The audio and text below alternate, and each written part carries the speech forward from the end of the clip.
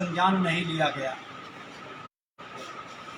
तो इस तरह के कई विषय आ रहे हैं जो मुख्यमंत्री के निर्देश के बाद भी लोक शिकायत निवारण के आदेश के बाद भी पालन नहीं करना, और नहीं पालन करने पर जैसे कोर्ट का आदेश का अवमानना होता है,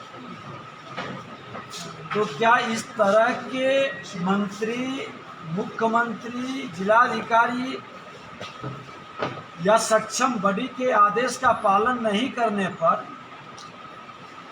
कार्रवाई की समीक्षा बिहार के अंदर कहीं पर होनी चाहिए और वो दिखाई पड़नी चाहिए। खाना पूर्ति के लिए व्यवस्था नहीं बननी चाहिए। और आज कहीं न कहीं जब सीएम के यहाँ से लोग लौट के आते हैं तो हताश और निराश हो जाते हैं कि जब अंतिम मुख्यमंत्री के यहाँ हम पहुँचा दिया, जब वहाँ से भी नहीं सुन रहा पदाधिकारी, तो कहाँ जाएं। और इसकी समीक्षा उच्च स्तर पर होनी चाहिए। विपक्ष के नाते इस तरह के तमाम आवेदन को हम लोग संकलित कर विभागवार भेजेंगे मुख्यमंत्री जी के यहाँ, और उसके सक्षम बॉडी जो लोक शिकायत निवारण कानून बनाए हैं उसके तहत भी इसकी समाधान होनी चाहिए। आखिर जनता परेशान होकर इसकी शिकायत, जनून शिकायत की समाधान नहीं होगा। भ्रष्ट पदाधिकारियों के द्वारा कहीं न कहीं आर्थिक लाभ उठाकर ऐसे लोगों को न्याय समय पर नहीं देना, ये दुखद और दुर्भाग्यपूर्ण है। हम लोग जन कल्याण संवाद आज कई वर्षों से अपने क्षेत्र में भी कर रहे हैं, लगभग 10, 12, 13 वर्ष से कर रहे हैं, और कई शिकायत इस तरह की आती है। इसको गंभीरता से लेने की जरूरत है और सभी माननीय विधायक अपने क्षेत्र में इस तरह के सरकार के आदेश, सक्षम बॉडी के द्वारा जो दिया गया निर्णय और जिले और प्रखंड के पदाधिकारियों के द्वारा अनुपालन नहीं करना, इसकी समाधान के लिए जरूर प्रखंड स्तर पर एक समीक्षा होनी चाहिए, और वो भी बॉडी हम बनाएंगे। हमने इसीलिए विधानसभा के अंदर सभी माननीय विधायक को बैठने के लिए प्रखंड स्तर पर कार्यालय की बात किए थे, जिसको सदन ने सर्वसम्मति से पारित किया था। हम माननीय मुख्यमंत्री जी विधायकों का आप सम्मान बढ़ाना चाहते हैं और लोगों के शिकायत और भ्रष्टाचार को रोकना चाहते हैं, तो निश्चित तौर पर विधायकों को जो विधायकी कार्य के लिए ही नहीं, जनता के प्रति अपनी जिम्मेदारी का ईमानदारी से निर्वहन करे, वो सत्ता के विधायक हो या विपक्ष के विधायक हो, उसकी प्रखंड स्तर पर बैठने की व्यवस्था सुनिश्चित करें, उसका बंद होनी चाहिए। जनता के पूर्ण है और भ्रष्टाचार मुक्त बिहार तक, और अगर जो इस पर नहीं रोक पाएंगे तो फिर जनता मालिक है, वो ऐसी जवाब देगी कि फिर आप कहीं के लायक नहीं रहेंगे। नीतीश कुमार सोनिया गांधी से मुलाकात की, अब तो उन्हीं से न बताइएगा क्या क्या बात हुई है।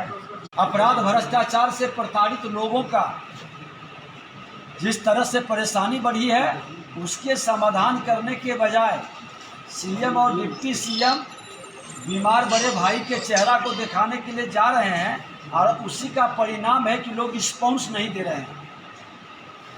जो अपना राज्य को सही ढंग से न्याय नहीं दे सकता, भ्रष्टाचार और अपराध मुक्त बिहार नहीं बना सकता, और कई बीमारी आ गई।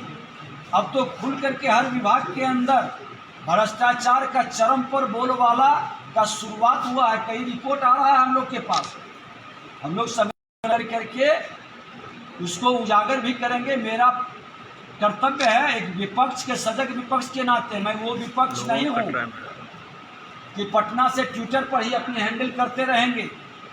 मैं तो गांव के अंदर जा रहा हूँ। आज गया के अंदर जिस तरह से बालू के टैक्सेशन के मामले पर वो रसीद वो मांगा, उसको गोली मार दिया। विधायक का आज पेपर में भी निकला हुआ है। इसी तरह की घटना समस्तीपुर के अंदर, छपरा के अंदर रोज करीब लगभग 1 दर्जन बड़ी घटनाएं घट रही है, खास करके हत्या हो रही है। यही सुशासन है क्या? और इस तरह के माहौल से एक वातावरण भाई क्या बताइए, बालू और दारू में जितनी अराजकता है, अब इतना मनोबल बढ़ गया है कि बालू का रसीद मांगेगा तो गोली मार देगा। किसकी हिम्मत है मांगने की दोबारा? अवैध बालू का खनन, और इस तरह से खुल कर करके आज देखिए कि चालान नहीं देने पर, बालू का चालान नहीं देने पर विधायक के प्रतिनिधि गोली मार दिया। सरकार का एक आवाज नहीं आएगा। और ऐसे भी बालू और दारू किसके संरक्षण में चल रहा है? आप जिलावार इसका डिटेल निकालिए, पता चलेगा कि आज सत्ता में बैठे लोग ही मैक्सिमम इसके सूत्रधार हैं, इसके संरक्षक हैं, और ये अराजकता की ओर पूर्णतः ले जाने के लिए वातावरण को तैयार कर रहे हैं। ललन सिंह की अध्यक्षता में जो है जदयू ने सतर्कता अभियान निकाला है, देश बचाओ का नारा दे रहे हैं। ललन सिंह बयान दे रहे हैं और कह रहे हैं कि कई मंत्री झूठ बोलते हैं, एयरपोर्ट कहाँ बना है, सिर्फ तो झूठ बोलने के लिए बिहार आते हैं। गृह मंत्री के बयान को ललन बाबू जिस तरह से परोस रहे हैं, शर्म लगनी चाहिए कि गृह मंत्री जी ने पैसा भेजा, आपने जमीन का अधिग्रहण नहीं किया। वो एक प्रोजेक्ट नहीं है, पटना से लेकर के दर्जनों प्रोजेक्ट है। राज्य सरकार अपनी खामी को छुपा करके भरमाने का और बचाने का प्रयास करता है। आज गृह मंत्री जी ने जो काम किए हैं, और देश के प्रधानमंत्री जी, पूरा देश नमन करता है। कश्मीर से लेकर कन्याकुमारी तक जितने बड़े बड़े समस्याओं का समाधान किया है। और सतर्कता अभियान किस चीज़ का? सतर्कता अभियान अपराधियों से, भ्रष्टाचारियों को सतर्क कर रहे हैं।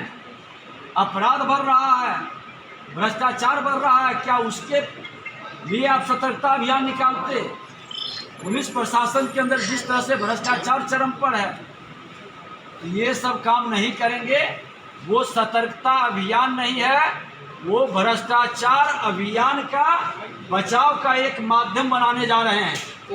तेजस्वी यादव कह रहे हैं कि हम पैसा दे रहे हैं। सर, तेजस्वी यादव कह रहे हैं कि हम पैसा दे रहे हैं, पूर्णिया एयरपोर्ट पर जाकर बता दीजिए। बीजेपी नेताओं को पैसा देने के लिए तैयार, टिकट कटवा रहे हैं। कटवाने के लिए। ये सब तेजस्वी यादव जी सौभाग्यशाली है, जमीन पर तो कभी जा नहीं सके।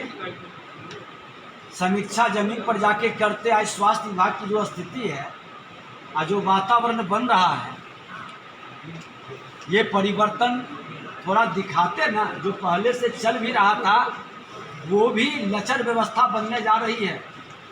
लोगों का मानसिकता बदल रहा है। अभी आपने देखा ना कि एक गार्ड सुई दे रहा है, नर्स के बदले, डॉक्टर के बदले गार्ड सुई दे रहा है। जो अपनी व्यवस्था नहीं संभाल सकते हैं, वो तुलना वहाँ कर रहे हैं जहाँ से देश संभाल रहा है, देश का नाम और देश का विश्वास बढ़ रहा है। 24 में सफाया करने की बात भी कर रही है जदयू। 24 में सफाया करने की बात कर रही है। बिहार में 40 में क्या होगा? लगा दिया। जदयू 24 में नजर नहीं आएंगे। आप लोग नोट कर लीजिए, जदयू नाम की पार्टी ही समाप्त हो जाएगी।